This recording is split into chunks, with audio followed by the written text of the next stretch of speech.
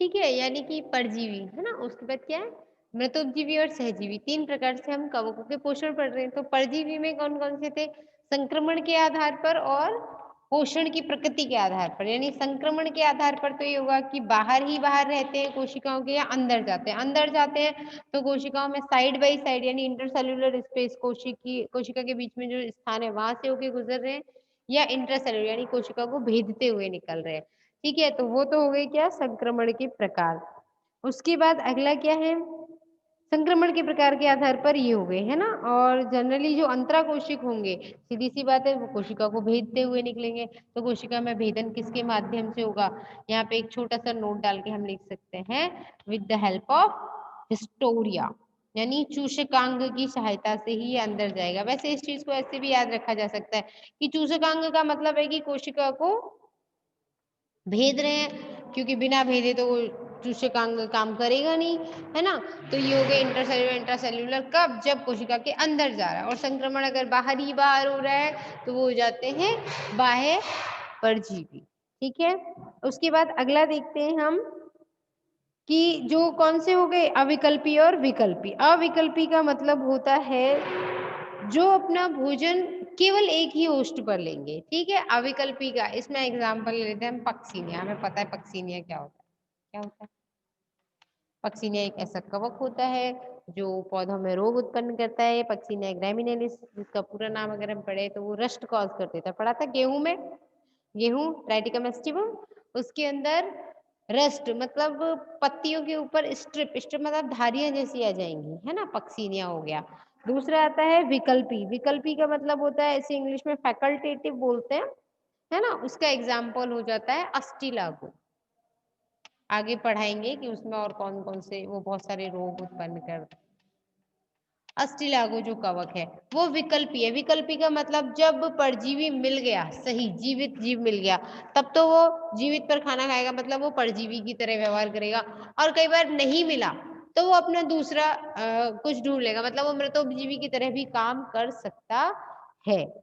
ठीक, उसके बाद शर्करा और ये तो हमने पढ़ ही लिए कि सड़े गले मृत जीवों पर होते हैं। ये भी दो प्रकार के होते हैं, अविकल्पी और विकल्पी। अविकल्पी में आ जाता है म्यूकर और विकल्पी में आ जाता है पेनिसिलियम। मृतोपजीवी भी दो प्रकार के होते हैं, अविकल्पी यानी कि जनरली ये मृतोपजीवी सड़े गले को ही खाते हैं, पर अगर सड़ा गला नहीं मिल रहा है तो क्या करेगा बेचारा? कुछ ना कुछ तो खाएगा, तो फिर वो किसी जीवित जीव पर आश्रित हो जाते हैं। ठीक है, तो इसका एग्जाम्पल हो जाता है जनरली म्यूकर। म्यूकर आप लोगों को कल भी बताया था, म्यूकर और राइजोपस दोनों भाई भाई की तरह काम करते हैं। एक तरीके से पिन मोल्ड बोलते हैं, ब्रेड मोल्ड, यानी कि रोटी के ऊपर ज्यादातर लग जाते हैं ना। उसके बाद अगला आता है विकल्पी। विकल्पी का मतलब यानी ये तो अविकल्पी है मतलब इसके पास कोई विकल्प नहीं है, एक ही को खाएगा। लेकिन विकल्पी विकल्पी के पास विकल्प है यानी कि उसके अंदर दोनों तरह की एडेप्टेशंस होते हैं मतलब दोनों तरह के अनुकूलन होते हैं। वैसे तो ये क्या रहेगा मृतोपजीवी की तरह रहेगा, लेकिन नहीं मिला तो क्या करे? कुछ ना कुछ तो खाएगा। उसका एग्जाम्पल हो जाता है पेनिसिलिन। पेनिसिलियम आपको पता है, फिर बार बार बता रही हूँ, एक बार और बता देती हूँ। पेनिसिलियम नोटेटम प्रजाति से अलेक्जेंडर फ्लेमिंग ने क्या निकाला था? पेनिसिलिन निकाली थी। और पेनिसिलिन जो रसायन होता है वो क्या होता है? एंटीबायोटिक यानी कि प्रतिरोधी, जीव प्रतिरोधी, है ना? एक जीव दूसरे जीव को जब बढ़ने ना दे तो उसे क्या बोल देंगे हम? एंटीबायोटिक। ठीक है, उसी के बेसिस पर बहुत सारी दवाइयां बनी, सारे इंजेक्शंस वगैरह बने। अब तो खैर इनका यूज बहुत ज्यादा नहीं होता है। एंटीबायोटिक्स का मतलब यूज होता है लेकिन जेनेटिक्स का ज्यादा रिसर्च में आजकल स्कोप है, ज्यादातर हम रिसर्च कर रहे हैं तो एंटीबायोटिक्स के बेसिस पर ही सारी दवाइयां बनती है। लेकिन अब जो है वो कहानी डीएनए पर आ गई। लेकिन डीएनए सीधी सी बात है, डीएनए डायरेक्टली कुछ नहीं बनाएगा। डीएनए क्या करता है? आरएनए बनाता है और आरएनए से प्रोटीन बनती है। और वही प्रोटीन या वही कोई भी रसायन बनाएगा कोई जीव तो वो डीएनए आरएनए की मदद से बनाएगा, है ना? तो वो एंटीबायोटिक्स हमारे काम में आती है। एंटीबायोटिक नहीं होती तो आज शायद मेडिकल साइंस प्रॉपर तरीके से काम नहीं कर पाता। ठीक, कोरोना का भी एंटीबायोटिक ढूंढा ही जा रहा है। ठीक, अब बात करते हैं हम कि कवकों के अंदर जनन किस प्रकार से होता है। जनन जनन का मतलब क्या होता है? जब एक जीव अपनी जैसी नई संतति उत्पन्न करता है, तो उसे क्या कहते हैं? जनन। अब जनन 3 प्रकार से होता है। जनन की मुख्य रूप से 3 विधियां होती हैं। कायिक जनन, यानी कोई भी भाग जब वृद्धि करे और नए जीव का निर्माण करे तो उसे क्या कहेंगे? कायिक जनन। वास्तव में कायिक जनन कोई जनन नहीं माना जाता है, इसे कुछ वैज्ञानिक कायिक प्रवर्धन शब्द इस्तेमाल करना ज्यादा अच्छा होता है, वेजिटेटिव प्रोपेगेशन। कायिक जनन के बाद अगला होता है अलैंगिक जनन। अलैंगिक जनन का मतलब होता है जहां पर किसी भी तरीके की लैंगिक संरचना का मतलब तो नहीं है, लेकिन इसमें क्या होता है जनरली अगुणित प्रकार के, देखो भाई, अगुणित प्रकार के कवक जाल वगैरह बनेंगे, ठीक है, मुख्य रूप से यही बनते हैं। और उसके बाद अगला आता है लैंगिक। खास बात यह है कवक जाल वगैरह में, कवकों के लिए जनन में सबसे इंपॉर्टेंट जो चीज आती है, यूनिक जो है, वो है फ्रूटिंग बॉडी, फलन काय, एक विशेष प्रकार की संरचना जो जनन प्रक्रिया में भाग लेती है और स्पेशल प्रकार के स्पोर्स बनाती है, यानी बीजाणु बनाती है, तो उसे क्या बोलेंगे हम लोग? फलन का या फ्रूटिंग बॉडीज, फ्रूटिफिकेशन भी वर्ड होता है उसके लिए, ठीक। तो अब बात करते हैं कि इसमें आगे क्या है। आगे जनन में कायिक जनन, कायिक प्रवर्धन या कायिक जनन है, ये कल थोड़ा बहुत स्टार्ट किया था हमने, है ना, कि विखंडन होगा। विखंडन का मतलब खंडित हो जाएगा जो माइसीलियम है, या कोई एक, कभी कभी एकल कोशिकाओं में भी होता है, वो फ्रेगमेंट्स में, टुकड़ों में टूट जाएगा और हर नया जो है, मतलब जैसे माइसीलियम है, माइसीलियम के अंदर ये कोई कोशिका यहाँ से किनारे से टूट गई, टूटने के बाद इसने यहाँ पर एक नया ही माइसीलियम पूरा का पूरा बना दिया, ये पुराना वाला यहाँ रह ही गया है और ये नया वाला बन गया है, ठीक। तो ये हो गया विखंडन प्रकार का जनन। विखंडन में कितने ही खंड बन सकते हैं, ठीक। अगला होता है द्विविखंडन। द्विविखंडन का मतलब एक कोशिका जनरली दो में ही बदलेगा, जैसे ये माइसीलियम है तो ये दो में बदल जाएगा, दो में कहाँ से बदलेगा? ये, ठीक। तो एक टुकड़ा इधर गया ये वाला, और दूसरा वाला जिसके अंदर ये कंडीशन थी, ठीक है, यहाँ जो थी ये टूट गया पूरा का पूरा। तो एक एक में होगा तो एक में कई टुकड़े बन जाए तो विखंडन, केवल एक माइसीलियम में एक तंतु से दो ही बने, फिक्स बात है, तो विखंडन। अगला आप लोग सब फैमिलियर हो, शुरू से पढ़ते आ रहे हैं इसको, तो 10th से भी पढ़ लेते हैं। मुकुलन यानी बडिंग, यानी जनरली ये यीस्ट में पढ़ने को मिलता है आपको, है ना। ये केंद्रक है, ये आगे दो में बदल जाएगा और दूसरा केंद्रक जो है वो एक अतिवृद्धि करेगा, मतलब कोशिका अतिवृद्धि करेगी और दूसरे केंद्रक को ट्रांसफर कर देगी, धीरे धीरे इसकी स्थिति हो जाएगी, दोनों अलग हो जाएंगे और दो नए जीवों में निर्मित हो जाएंगे। इसमें यह है कि कितने ही टुकड़े बन सकते हैं,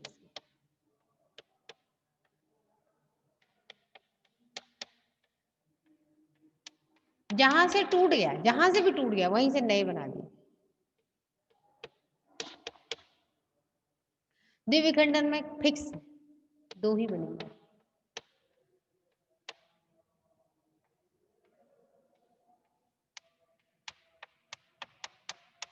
ठीक।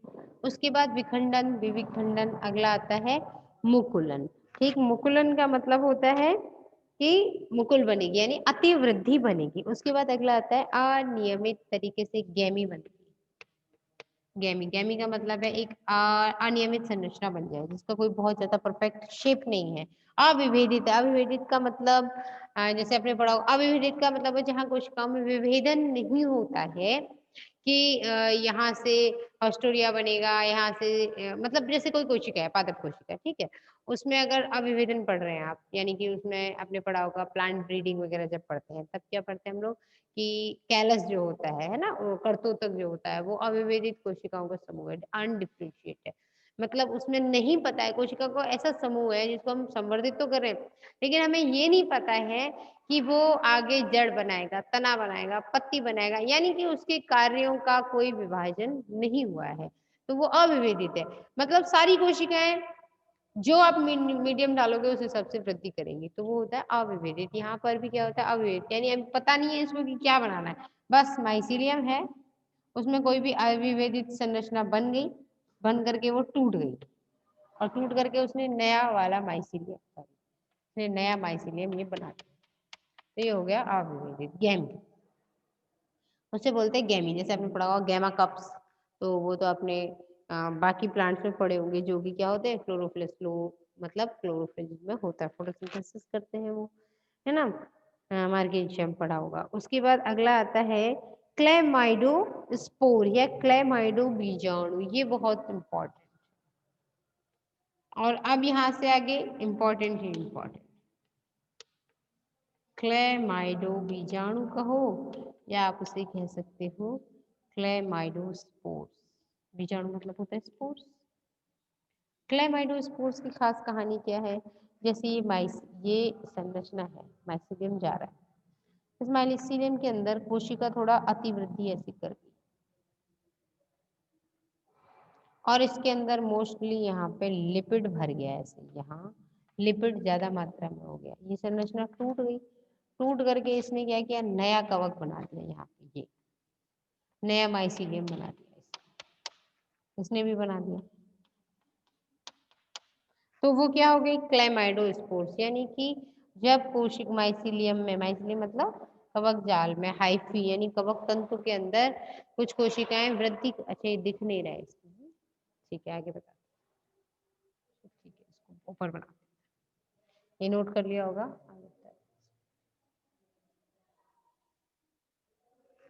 या अलैंगिक और लैंगिक को हम बाद में पढ़ेंगे, पहले हम इसको ही का एक प्रवर्धन है, इसी को आगे बढ़ाते हैं इस तरफ, क्योंकि स्पेस ज्यादा है।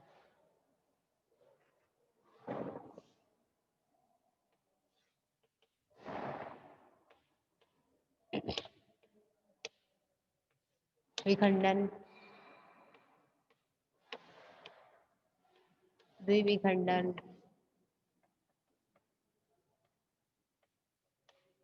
बहुलन, गैमी, और हम चल रहे थे कहाँ, क्लेमाइडोस्पोर कहो या क्लेमाइडो बीजाणु कहो। इसमें क्या है, ये माइसीलियम है, इस माइसीलियम में ये कोशिकाएं हैं, इन कोशिकाओं में कोई कोशिका ऐसे आकार में बड़ी हो जाएगी और उसके बाद इसके अंदर यहाँ पर लिपिड की मात्रा अधिक हो जाएगी और उसके बाद ये अलग होकर के नया, सॉरी ये अलग हो गई, अलग होने के बाद ये यहीं से नया माइसीलियम और बना देंगे, तो इसको बोल देंगे हम क्लेमाइडोस्पोर। अब क्लेमाइडोस्पोर के बाद अगला जो है अपना वो क्या आता है, क्लेमाइडोस्पोर के बाद संधि बीजाणु या ऑर्थ्रोस्पोर। ठीक, ऑर्थ्रोस्पोर का मतलब है जहां पर बीजाणु, संधि मतलब होता है जुड़ना, संधि बीजाणु यानी कि कई बार कोशिकाएं संधि कर ली, दो कोशिकाएं जुड़ गई और फिर दोनों ने मिलकर के यहाँ से ये माइसीलियम बना लिया। हालांकि जनरली कवकों में देखने को मिलता है कि अगर दो कोशिकाओं के केंद्रक आपस में जुड़ गए तो फिर उसके बाद वो मियोसिस करते हैं, यानी अर्धसूत्री विभाजन करते हैं, अर्धसूत्री विभाजन करेंगे। अब उसके बाद लेकिन ये हो गया संधि बीजाणु। संधि बीजाणु के बाद अगला यानी बीजाणु इस प्रकार के होते हैं जो संधि द्वारा बने होंगे, संधि मतलब युग्मन, जुड़ने के बाद, लेकिन इसको हम लैंगिक जनन नहीं मानते, वो एक अलग चीज है। संधि बीजाणु का मतलब स्पेशल टाइप की स्ट्रक्चर बन जाती है, जैसे यहाँ पर ये कोशिकाएं चल रही थी, है ना, नॉर्मल कोशिका थी जिसमें लिपिड वगैरह इकट्ठा हो गया तो उसने नया बना दिया। तो संधि बीजाणु भी विशेष प्रकार की संरचना होती है। संधि बीजाणु हो गया जिसे ऑर्थ्रोस्पोर कहते हैं। अगला आता है ओइडिया। ओइडिया इंपॉर्टेंट है।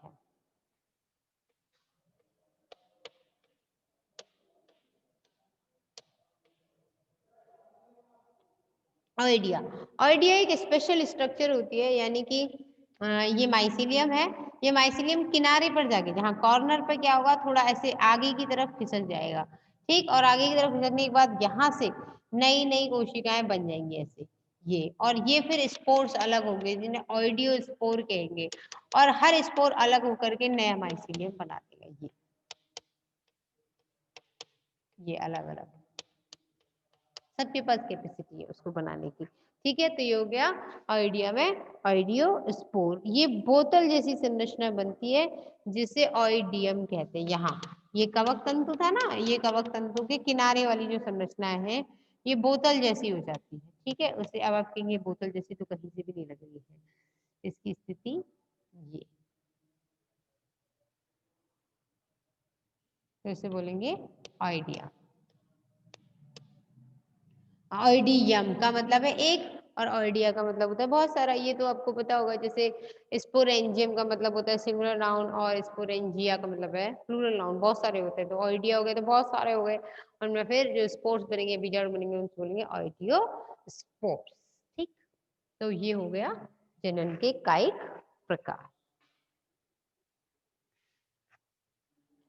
अब कायिक प्रवर्धन के बाद अब हम अगला पढ़ते हैं अलैंगिक जनन। अलैंगिक जनन का मतलब क्या है, यानी कि लैंगिक संरचना प्रतिभाग नहीं करेगी, लेकिन जनरली इसमें लैंगिक जनन और अलैंगिक जनन का सबसे बढ़िया तरीका है पता करने का, संपूर्ण जीवन काल में अगर मियोसिस हो रही है, ऐसा नहीं है कि मियोसिस वाला मतलब अगुणित कवक सूत्र अगर नया बना रहे, हाइफी बना रहा है, नया जीव उत्पन्न कर रहा है, तो वो तो हो जाएगा क्या, अलैंगिक जनन। लेकिन अगर पहले से द्विगुणित है, बाद में अगुणित होता है यानी मियोसिस करता है, या पहले दो अगुणित मिलेंगे फिर द्विगुणित होगा, फिर जाकर के वो मियोसिस करे, फिर मियोसिस के बाद बनाए, यानी पूरे जीवन काल में अगर एक बार भी कहीं पर भी अलैंगिक जनन का मतलब यह है उसमें मियोसिस अर्धसूत्रीय विभाजन देखने को नहीं मिलेगा। और अगर पूरे जीवन काल में संपूर्ण जीवन चक्र में कभी भी किसी भी अवस्था में एक बार मियोसिस यानी कि अर्धसूत्रीय विभाजन देखने को मिल रहा है, तो उसी को हम कह देंगे कि वो लैंगिक विभाजन सॉरी लैंगिक जनन, ठीक है। तो अब बात करते हैं हम अलैंगिक जनन की। तो अलैंगिक जनन में सबसे पहले आ जाता है अपना, दो तरीके से होता है मोस्टली, ये कॉनिडिया के द्वारा और धानी बीजाणु के द्वारा, यानी विशेष प्रकार की संरचना। देखो जब कवक सूत्र की कोई भी संरचना नए जीव का निर्माण कर दे, नया कवक सूत्र बना दे, तो उसे तो बोलेंगे कायिक प्रवर्धन। अभी उसमें कोई स्पेशल स्ट्रक्चर तो है नहीं है, लेकिन कोई स्पेशल स्ट्रक्चर हो, जैसे उसे बोलते हैं बीजाणु धानी, बीजाणुओं के बनने के लिए विशेष प्रकार की संरचना हो, जैसे आप आगे पढ़ोगे इसमें है ना, दो तरीके के बीजाणु बन रहे हैं, बीजाणु जिसमें बनते हैं उस संरचना को बीजाणु धानी कहते हैं। अब वो बीजाणु बनने के बाद चल बीजाणु है या अचल बीजाणु है, मतलब वो मोशन कर पा रहे हैं, गतिमान है या गतिमान नहीं है, मोशन नहीं कर पा रहे, गति नहीं कर पा रहे, तो उस प्रकार से हम इसको पूरा एनालिसिस करेंगे, ठीक है। तो सबसे पहले हम पढ़ते हैं इसमें, अब कौन सा जनन पढ़ रहे हैं, अलैंगिक जनन। जनन में कायिक तो हमने पढ़ लिया पूरा, कायिक तो हमने पढ़ लिया पूरा, अब उसके बाद कौन सा पढ़ रहे हैं, अलैंगिक।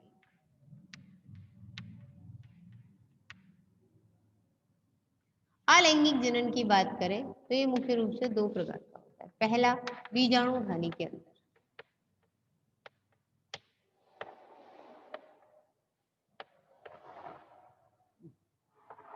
बीजाणु धानी में, और दूसरा होता है कोनिडिया।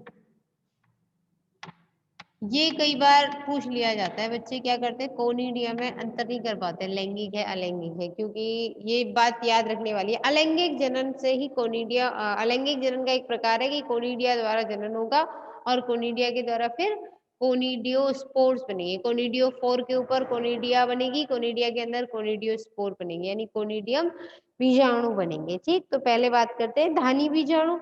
धानी बीजाणु में बीजाणु बनते हैं और वो दो प्रकार के होते हैं। ये हो गए बीजाणु धानी। बीजाणु धानी को अंग्रेजी में क्या कहते हैं, स्पोरेंजियम।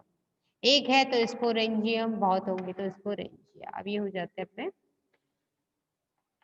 दो प्रकार के देखने को मिलते हैं स्पोर्स जो होते हैं, यानी बीजाणु बनेंगे स्पेशल प्रकार की और मतलब विशिष्ट प्रकार की, और वो बीजाणु दो प्रकार के होते हैं। अगर चल है तो चल को कहते हैं जूस्पोर।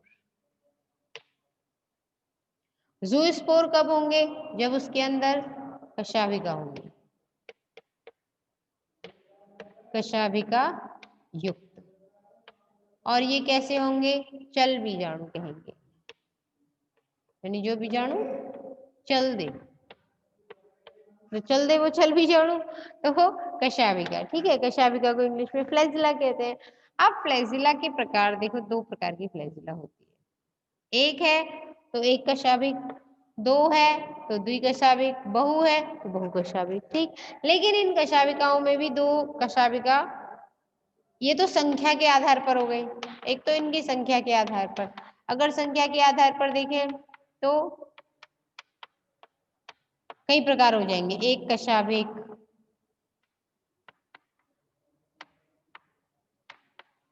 द्विकशाभिक या बहुकशाभिक। ठीक, अब बात करते हैं कि कशाभिका कितने प्रकार की होती है। मुख्य रूप से दो प्रकार की कशाभिकाएं देखने को मिलती है। एक वो जिसके ऊपर कोई विशेष संरचना कांटे जैसी नहीं है, तो जिसमें नहीं है वो तो होगी प्रतोद, और जिसमें कांटे जैसी स्ट्रक्चर है, ये आगे और संरचनाएं बन रही है, कंटक जैसे बन रहे हैं, उन कंटक अभी कैसी लग रही है, ब्रश जैसी लग रही है ना, कूंची। ब्रश को हिंदी में कहते हैं कूंची, मतलब जैसे पेंटिंग वगैरह करते थे ना तो उसे कूंची बोलते हैं।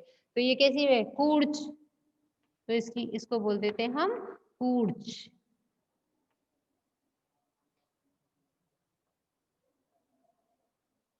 कूर्च कशाभिक, प्रतोद कशाभिक। ठीक, ये हो गए चल बीजाणु। दूसरा होता है अचल बीजाणु। अचल कौन होगा, जो चल नहीं सकता, जो चल दे वो चल बीजाणु, जो चल नहीं सकता वो अचल बीजाणु। अचल बीजाणु को क्या कहते हैं, अप्लेनोस्पोर, अप्लेनोस्पोर। प्लेनोस्पोर्स अचल बीजाणु होते हैं, और इनकी सीधी सी बात है, जब ये अचल है इसका मतलब इनके पास चलने के लिए कोई अंग नहीं है। जिसके पास चलने के लिए अंग होगा वो चलेगा, जिसके पास कशाभिका है वो चलेगा, जिसके पास नहीं है वो नहीं, यानी ये बैठे ही रहते हैं। अब जब बैठे ही रहते हैं तो ऐसा तो है नहीं है जहाँ है वहीं से अपना जनन स्थान शुरू कर देंगे या नया जीव बनाना शुरू कर देंगे, क्योंकि नया कवक तंतु बनाने के लिए क्या होना चाहिए, अनुकूल वातावरण होना चाहिए, जो भी डिमांड वगैरह है उनकी वो सब पूरी होनी चाहिए। हर जगह हर बार तो नहीं होती, तो फिर हम ये भी देखते कि डिस्पर्सन है, यानी कि बहुत जगह पर फैलाव है, बहुत सारी जगहों पे हमको ये देखने को मिल जाता है क्या, कवक। तो कवक जाल फैले कैसे होंगे, किसी न किसी माध्यम से फैले होंगे, सबसे बढ़िया माध्यम होता है वायु का। तो ये वायु में उड़ते चले जाते हैं और उड़ करके नए प्रकार के पौधे बनाते चले, सॉरी नए प्रकार के कवक जाल बनाते चले जाते हैं। ठीक, अब बात करते हैं अगला कि कुछ होते हैं जो यूनिफ्लैजिलेट है ना, जैसे कुछ एग्जाम्पल, अच्छा कुछ एग्जाम्पल्स और बता देते हैं आपको। एक एक को बोलते हैं अंग्रेजी में यूनिफ्लैजिलेट। यूनिफ्लैजिलेट में आ जाता है सिनकाइट्रियम। संख्या के आधार पर देखिए, एक कशाभिक, इसका एग्जाम्पल है सिनकाइट्रियम।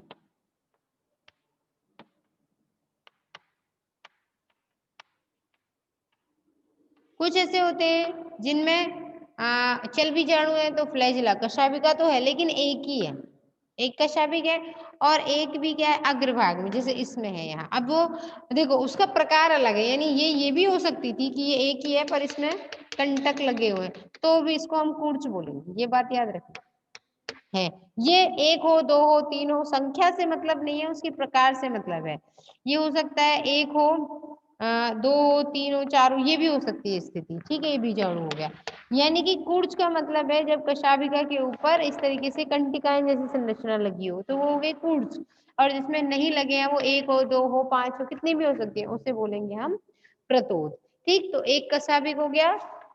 दूसरा हो गया अग्रस्त। अग्रस्त का मतलब है एक भाग में, जैसे ये पूरा माइसिलियम है तो यहाँ पर एक बीजाणु बन गया, सॉरी ये कोई बीजाणु बन गया तो उसके अग्रभाग पर एक ही जगह पर, ठीक, आगे वाले हिस्से पर। आगे वाला हिस्सा मतलब जहां पर जाकर के वो पेनिट्रेशन कर सके, काम करेगा जिस हिसाब से, ठीक, यानी कि आगे जाकर के दूसरे को नुकसान पहुंचाने की कोशिश करेगा, वो अग्रस्त हो गया। अगला आ जाता है द्विकशाभिक, जिसमें दो कशाभिक टाइप के होते हैं। अगला एक चीज और जो याद रखने वाली है हमारे लिए, वो ये है कि कुछ ऐसे भी होते हैं अपवाद, एक्सेप्शंस आर एनीवेयर। टाइम हो गया, टाइम हो गया तो इन्हें बाद में पढ़ें। एक छोटा सा बता देते हैं बस, पेरेनोपोल्स।